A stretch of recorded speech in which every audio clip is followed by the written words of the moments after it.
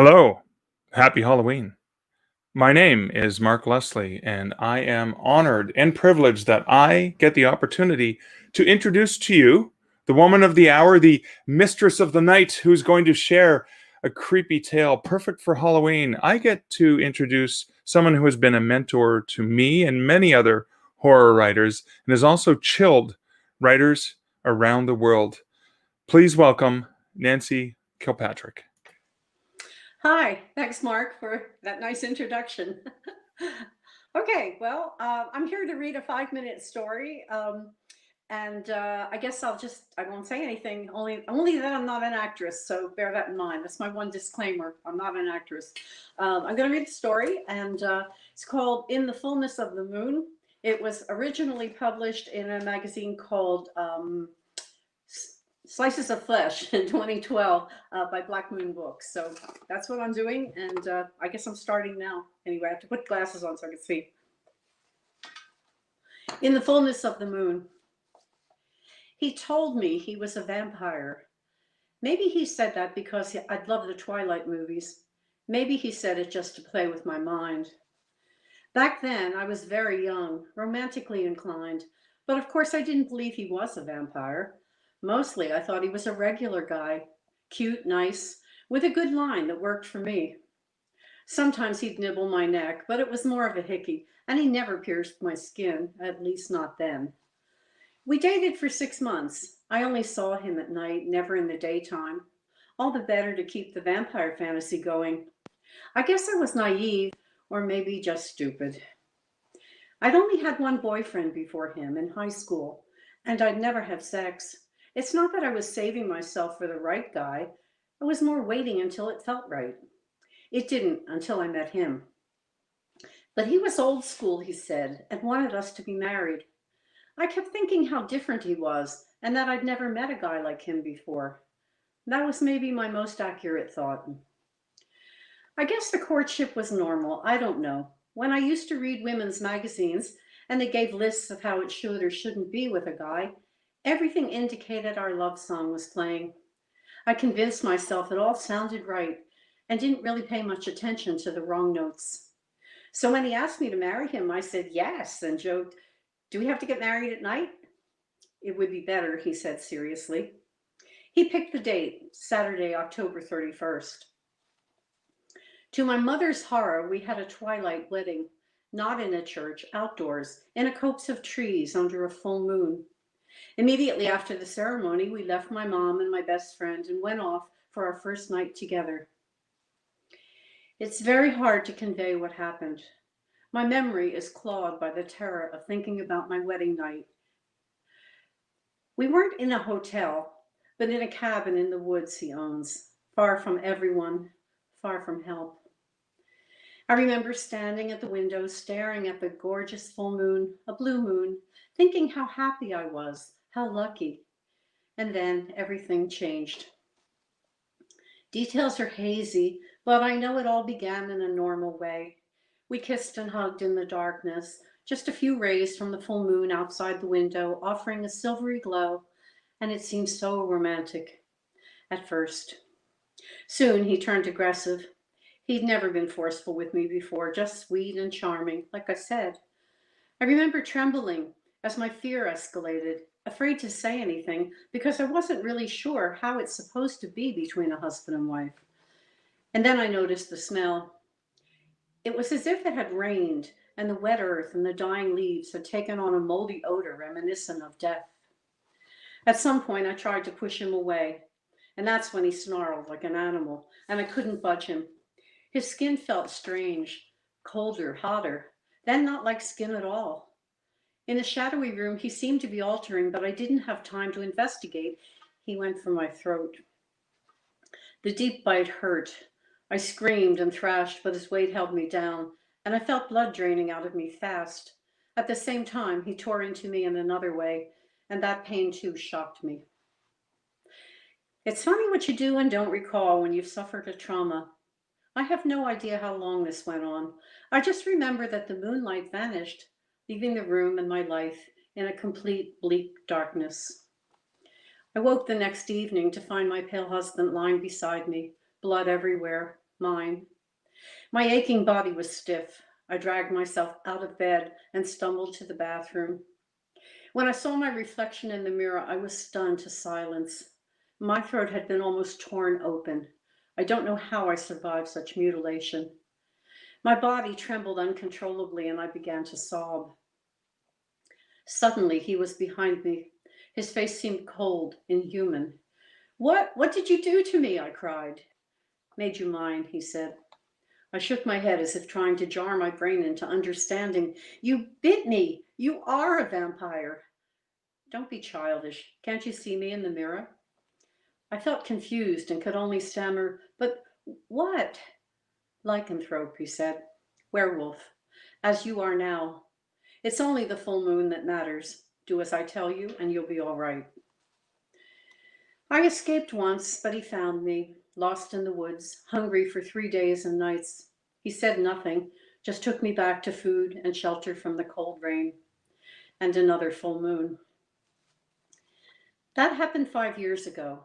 Since then, there have been 60 full moons when I've watched my husband change into a beast and have gone through the agony myself of morphing into something not at all human. We have made it in this unholy state 60 times. The only saving grace is I can't remember what I do when the moon is full or what he does to me. I don't want to remember. I'm now pregnant with my 5th litter. My days and nights of living in the woods, isolated, surrounded by the feral children I'm required to bear, are pure drudgery, work and nothing but. I don't have a clear recollection of what my life was like before I met him, before he bit me. Most of the past is a blur, and less I miss my mother. All I really recall with the sharpness of knife blade teeth cutting into my memory is that he told me he was a vampire. I wish I'd believed him. I wish I had run away. Okay. Well, that's my glum little story. That was amazing. That was it's so I have to say this, the very first book of yours I read was a vampire novel. And I think of you because I know that that's one of the areas you return to. So you got me on that one. I have to ask, what was the inspiration for this story? Well, I mean, there are a couple that I've been thinking about in the last few days about it, and obviously the Twilight is in there. You know, the Twilight books, the movies, and I thought at the time. I mean, I read all the books, I saw the movies. I'm not really that much into young adult stuff, so it wasn't for me. But I saw that there was a huge number of young women, girls, really, who were just really attracted to the vampire Edward and the werewolf Joseph, and Team Edward, Team Joseph. It's such a romantic fantasy, I guess, for young girls to have this perfect boyfriend, the one who appears to be this guy who is always there for you, always listens to everything you have to say, and wants to protect you and care for you and look out for you even when he's not with you, and basically wounds himself so that you're not wounded. I mean, this is all very idealistic. So that certainly plays into it. And another aspect that sort of related to that is how there's so much in the world. This particular story has to do with violence towards a woman, but Yeah. men also are the recipients of violence. There are lots of violence in the world, and I think anyone who's sensitive and reads the news and sees what's out there is aware of it. It's not everything, but it's upsetting when you see it. And I was trying to kind of focus a little bit on that idea that it's people do get trapped, and and that sort of also led me to this picture that I saw on the internet. You know how we all roll around the internet all the time, and we're on Facebook and Twitter and all these places, and we do all this stuff, and we don't expect it because suddenly this horrific picture comes up. Often it has to do with animals being abused, and sometimes children, and it's just, you know, out of the blue, and it's shocking. As if we didn't know, but of course we all know this anyway. So it's really upsetting. And there was one picture I saw, it was quite a while ago. I don't really remember the context of it. It was a black and white photograph I think from around the 1940s. It could have been the 50s. Don't think the 30s, but just from the way that people were dressed. And it was a one-room shack in the U.S. South. And when I say one room, everything was in one room. Yeah. And in that room, there were two men who were just hard. They were just hard men. You could see it. They were cold and hard and mean looking. And also in that room was a woman. There was a bed on the other side of the picture, and the woman was sitting on the edge of the bed, and she was all kind of, down, her head and her shoulders were caved in, as if this was, a situation she was in and couldn't get out of. Also on the bed was a girl sitting up against the headboard who was maybe 10 or 12, in that age range. The picture was really awful for me to look at. It's just horrific. I just could pull out of it the danger and the entrapment of it all. And yeah, it really affected me, so that I remembered that photo over the years. I've remembered it every once in a while. It comes to mind. And it's not that I myself have had that life. I haven't. I've had two husbands, and they were both really nice, decent human beings, good men that I'm still good friends with. Yeah, so it's not my life directly, although I have certainly seen violence in my life, as people do. Right. But it's the idea that this goes on in the world, and why. There's just, it's a strange phenomena, and people get trapped in this kind of situation. And what can they do? They might have children, or they're impoverished, and they can't really get out of it. It's very hard. I think now there's a lot more options for women, at least in North America and Europe. In the past, it would be more difficult. I mean, you have to remember, women haven't even had the vote for 100 years yet. So things were chattel. We were chattel before that. So there's more options now to get out of a bad situation, at least here, not all over the world, which is unfortunate. So that has to change, and we know it. And in the meantime, it's not a pretty picture. So that's sort of all of those things combined, with most writers. I'm sure, Mark, you know this too, that there's so many things that happen in your life, and you blend them together somehow, not even consciously, and they come out as a story. And there you go. Right. Well, I have to ask. I have a question to ask, and then there's some comments I do want to show pop up on the screen from some awesome people who are watching. Is That is such a difficult topic to talk about: domestic abuse, domestic violence, people being Hmm. trapped in relationships that they can't get out of. Um, but you've approached a very difficult topic with speculative, science fiction-y, paranormal aspects. Yeah. Is there is it easier to approach topics like that by applying paranormal and things like that? It is for me. I always think of the horror and dark fantasy genres as having two slots that you can draw from. One is the supernatural, that's the vampires, werewolves, zombies, etc. And then you've got the real life horror, which are things like serial killers we see in the news from time to time, abductions where people are, brutalized and tortured. So there's these two things, but when you put them together in one package, or one story, as it were, I think it automatically becomes metaphor right away, and it takes you a little bit away from the horror of real life horror. I mean, it's easier Right. with supernatural fiction to say, I don't believe in ghosts. I've never met a ghost, whatever the person says. But when you put it with a real life situation, real life, and the supernatural in there too, I think it has a much more of a powerful effect. That's my idea. Maybe I'm wrong. Yeah. Excellent. Well, and it was perfectly fitting for Halloween because they got Yes. married October 31st Yeah, as yeah. well. And I just want to share some comments from people who listen to the story. Sephora says fabulous. Oh, thank you, Sephra. And Suzanne says, "Wow," with a black heart, notably. Thank you, And Suzanne. you says, "Well done, Nancy." Thank you. And we have Anne says, "Yay, thank you," with a Yeah, beautiful thanks, black cat Anne. as the picture.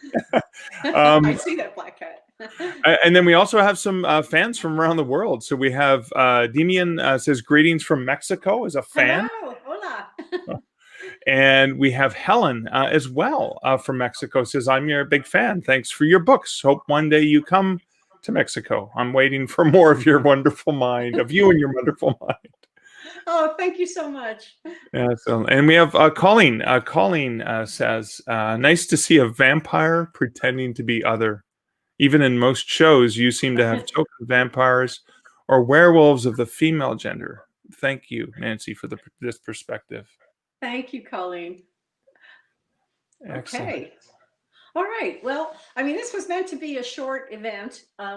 And I have to mention that I'm going to do another reading. This is strange for me because I haven't read my work publicly, meaning, well, face to face, because I'm not only facing Mark, but yeah, it's been about 20 years. And the last time was poor Michael Kelly had an anthology, and there were a bunch of us at a convention. We were all supposed to be reading, a lot of us reading, and some people reading long, some short, and it got to me. And I opened the book and I read 2 sentences and closed it. So, no, I can't do this. So for me, this is a step into the twilight zone for me. So yeah, but I am doing another reading. It's going to be on November 11th. It'll be longer than this, and the story's going to be more upbeat. It's not going to be this grim kind of tale of torment, not in the same way anyway. But I'm going to read a chapter from a novel. So that's on the 11th of November. And yeah, I'd like to thank Mark Leslie Lefebvre, I'm going to put his whole name in there, for basically hosting this, but doing all this tech work that I would have been dead by now. I would have probably put a bullet in my head if I couldn't even do a thing on Facebook, just a live thing. I'm incapable of this. And I'd also like to thank the Writers Union of Canada, because it's under their purview that I am doing this. And lastly, I'd like to thank everybody who took the time out of their pandemic life to come here and listen to my little story. And I wish you all a very happy Halloween. Excellent. Well, with that, thank you. If you guys want more Nancy Kilpatrick, as you said, you can go to her Facebook page. She has the writer editor page to find out where the November 11th is going to be broadcast to, or check her out at nancykilpatrick.com. Nancy, thank you so much, and happy Halloween.